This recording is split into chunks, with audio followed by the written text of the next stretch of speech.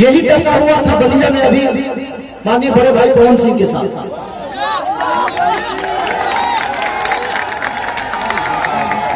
किसी भी चीज का एक हद होता है। वो आदमी अपना परिवार, अपना सब कुछ छोड़ के, अपना साम्राज्य छोड़ के सिर्फ आपका प्यार पाने के लिए कोई कलाकार आता है।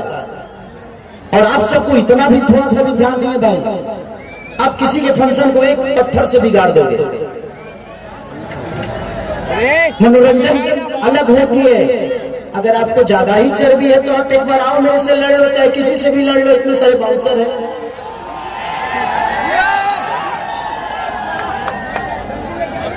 हम यहाँ लड़ने नहीं आए हैं, हम आप सबसे प्यार करने आए हैं। और हम भी यही अपेक्षा रखते हैं कि आप भी हमें उतना ही प्यार करिए। आपके प्यार से हम बड़ा हुए हैं, चाहे दुनिया का कोई भी कलाकार आपके प्यार से बड़ा होता है।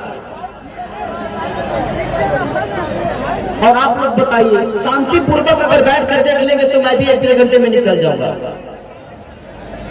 देखिए अगर ऐसे करेंगे तो 5 मिनट नहीं लगेगा मुझे निकलने में, मैं निकल जाऊंगा। और आपको क्या मिलेगा उससे कि खेसारी को देख लीजिए, लेकिन खेसारी का दिल सिर्फ आपको दिखाना नहीं। मैं आज चाहता हूं आप सबके बीच में आया हूं तो मैं कुछ करके जाऊं, कुछ गा के जाऊं, कुछ नाचूं, कुछ बोलूं, कुछ कहूं, आपका सुनूं।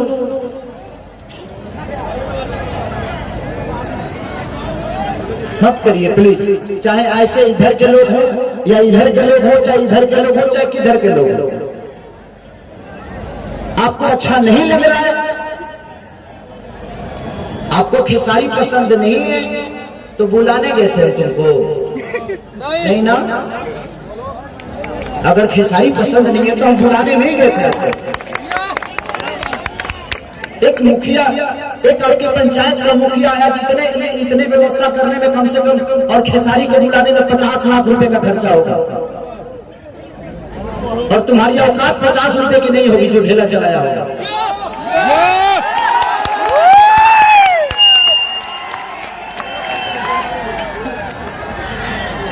एक आपके प्यार के लिए इतना परिश्रम करके खेसारी को बुलाया, इतना सारा स्टेज, साउंड, लाइट, व्यवस्था, परमिशन। उस आदमी से पूछो उस आदमी की दशा क्या होगी जो आदमी खेसारी को बुलाने में 2 महीने से स्ट्रगल कर रहा है। और आपका छोटा सा ढेला ये 2 महीने के परिश्रम को बर्बाद करके चला जाएगा। इतना ज्ञान नहीं है, पढ़े लिखे हो ना? 1990 में जी रहे हो क्या? उस बच्ची का सर फट गया, थोड़ा सा भी तमीज नहीं है यार। और ये पत्थर इधर ही से आया, चाहे जहां से भी आया।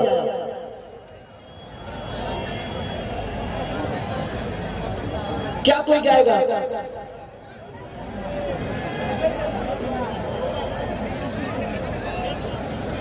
प्रशासन से निवेदन है कि इधर बहुत सारे आसाराम बापू के चेले खड़े हैं, इन लोगों को थोड़ा सा बढ़िया से व्यवस्था करिए।